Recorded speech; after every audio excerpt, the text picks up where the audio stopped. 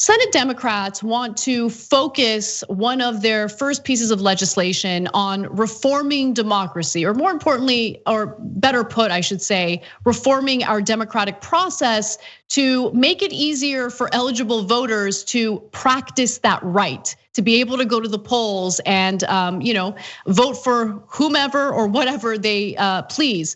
Now, the bill, which is endorsed by a wide swath of progressive and civil rights groups, includes, among other things, changes to voter registration requirements, more funding for election security, something that Republicans claim they care quite a bit about, requirements for presidents and vice presidents to disclose their tax returns, and new ethics rules for members of Congress.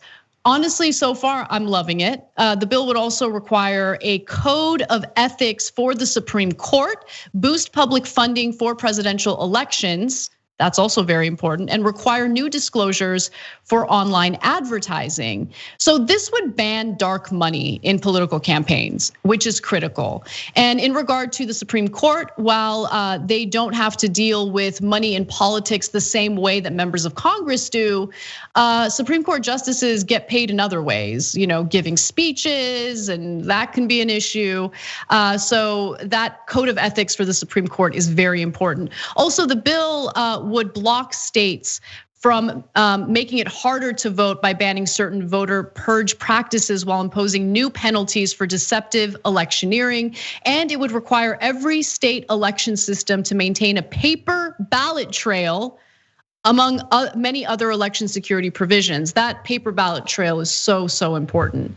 So Woz, I really appreciate this kind of legislation. It's weird that we haven't really heard too much about it in the media. The Hill wrote about this, but what do you think about it and its chances of passing in the Senate?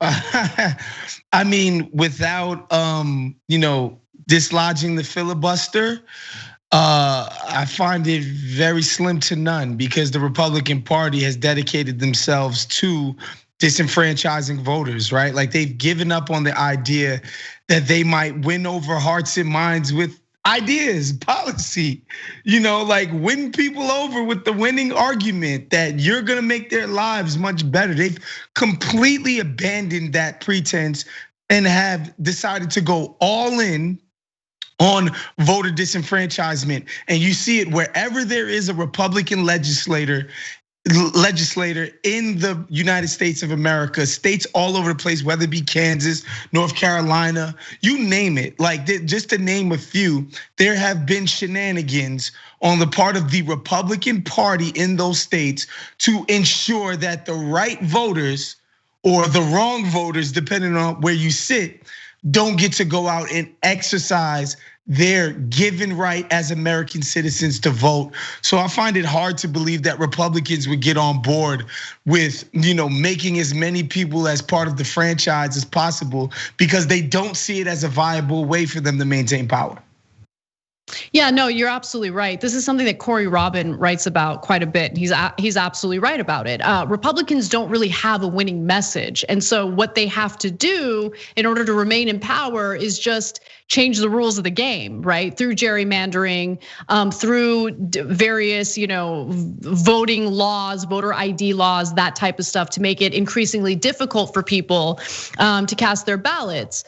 So again, I mean, when it comes to the potential passage of this legislation, keep in mind that it already passed in the House.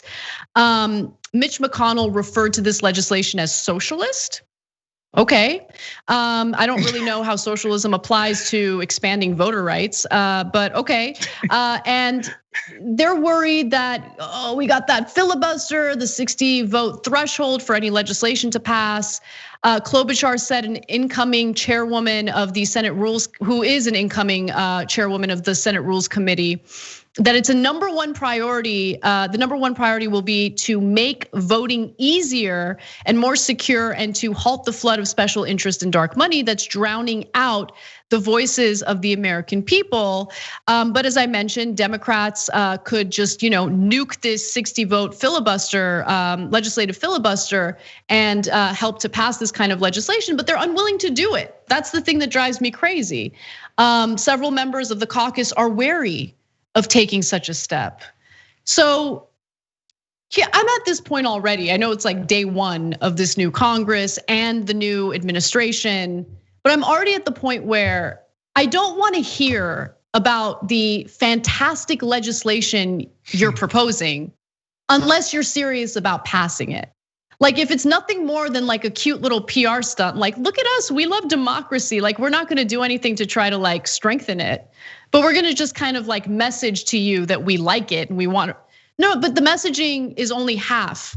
Like writing the policy is only part of this process. What are you gonna do to pass it? And if they begin from a place of defeatism, then why are we even having this discussion? This is a great piece of legislation to be sure. Then get it done and pass it. That's it. That's all I want to hear. Let's keep our fingers crossed that this could ever even happen. But I'm not gonna hold my breath. But see, Woz, I also don't want us to have low standards and low expectations. No, don't get me wrong. I want us to be real. I want us to be realistic. Don't get me, and and our audience knows that I'm definitely the more pessimistic one on this show, especially compared to Cenk.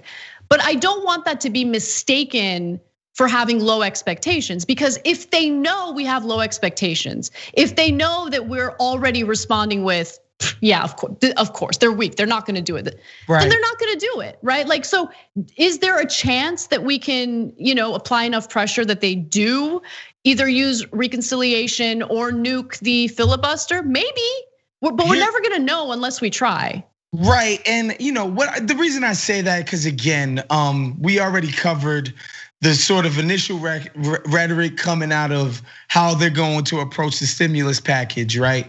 And part of it is just that I feel like we're doing a much better job on the left of actually keeping score.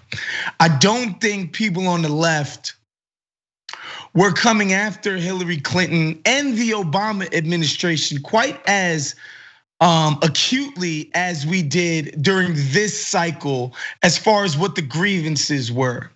And I think it's fair to assume that we're gonna keep a tally of this stuff for the next time people who wanna make excuses for the for the Democrats. We're gonna do a better job of holding these people accountable. That's what my hope is here, Anna. But it's hard for me to think that these guys are gonna do it just because, we're saying that it's terrible. We're gonna primary them. That's what we're gonna do. So if they wanna play games, then go ahead and play games. Thanks for watching the Young Turks. Really appreciate it. Another way to show support is through YouTube memberships. You'll get to interact with us more. There's live chat emojis, badges. You've got emojis of me, Anna, John, JR. So those are super fun. But you also get playback of our exclusive member-only shows and specials right after they air. So all of that, all you gotta do is click that join button right underneath the video. Thank you.